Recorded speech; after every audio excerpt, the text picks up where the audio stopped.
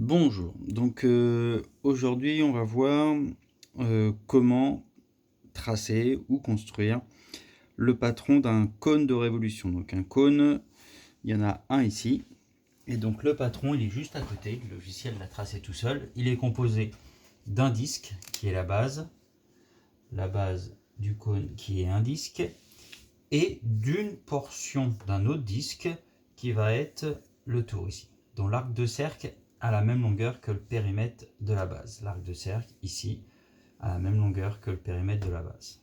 D'accord? Donc il y aura un disque et une portion de disque.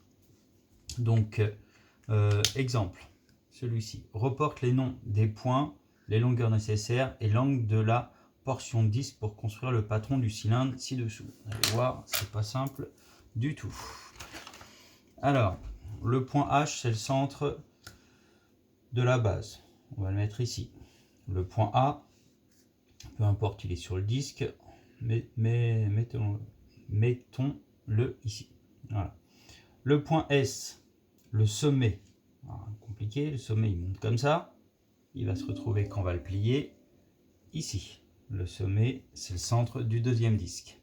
Donc on a un premier disque qu'on va pouvoir tracer sans trop de problème. On a le rayon 3 cm. La deuxième portion, ça va être un peu plus gênant. Premièrement, il nous manque son rayon. Le rayon qui est ici. Pour pouvoir le tracer. Le rayon qu'on va retrouver là aussi. Pour tracer, ça va être plus simple.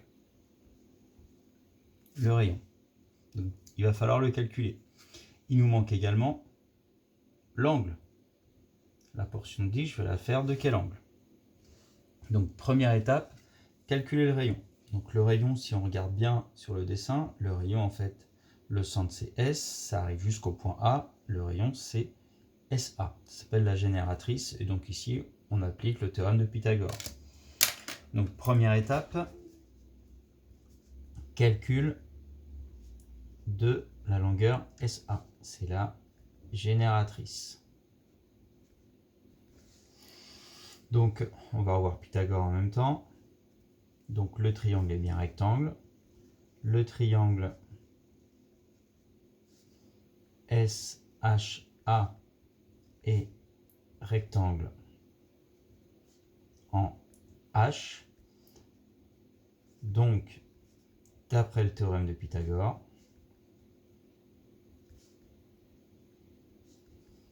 on va écrire l'égalité. Donc, SA au carré est égal à SH au carré plus HA au carré. Les longueurs que je connais, SH 5 au carré plus HA 3 au carré. Je vais un peu plus vite que d'habitude. 5 au carré 25 plus ρ au carré 9, 25 plus 9, 34. Donc la longueur SA est égale à racine carrée de 34. Moi, ce qui m'intéresse, c'est de construire ce cône. Donc, je vais prendre une valeur approchée.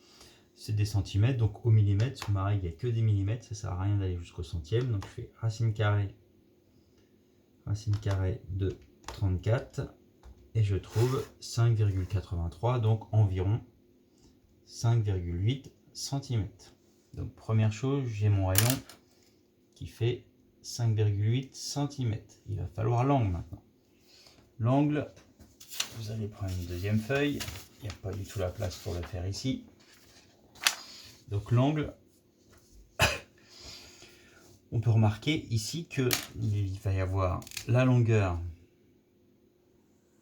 de la base, circonférence de la base, périmètre d'un cercle, et la longueur de la portion de disque qui est ici, j'ai fait de la même couleur, et sont superposés, donc de la même longueur. Donc on va commencer par calculer cette longueur jaune. Donc cette longueur, on va l'appeler, deuxièmement, c'est le périmètre du cercle. Donc je vais mettre, hop là, comme ça, périmètre du cercle de la base. Donc on va mettre périmètre de la base. Donc c'est un disque. Le périmètre d'un disque, c'est 2 fois pi fois le rayon. Le rayon, c'est 3. Ça fait 6 pi, c'est la valeur exacte, mais nous, on veut le construire. Donc, on va devoir donner une valeur approchée au millimètre. 6 pi 18,84, donc 18,9 cm. Une fois que j'ai ça, il faut le savoir, c'est que la longueur de la portion de disque, son rayon et le rayon de la base sont proportionnels. Donc il faut simplement retenir, vous allez faire un tableau de proportionnalité, rayon, on va mettre un S, angle, on va mettre un S, le rayon de la base c'est 3, et bien l'angle il va se retrouver en bas, l'angle de la portion de disque, et le rayon de la face latérale 5,8, la portion de disque, et donc là on va écrire 360 degrés, ça fait le tour complet. Et donc là on fait la proportionnalité. Je m'assure que vous voyez bien ce que je suis en train d'écrire. Oui.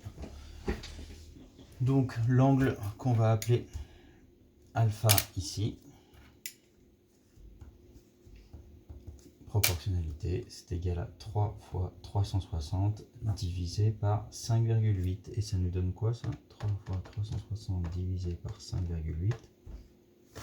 Hop là.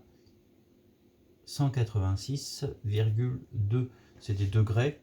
Notre rapporteur, il ne nous donne pas des dixièmes de degrés, donc on va arrondir à l'unité près. L'angle alpha est environ égal à 186 degrés.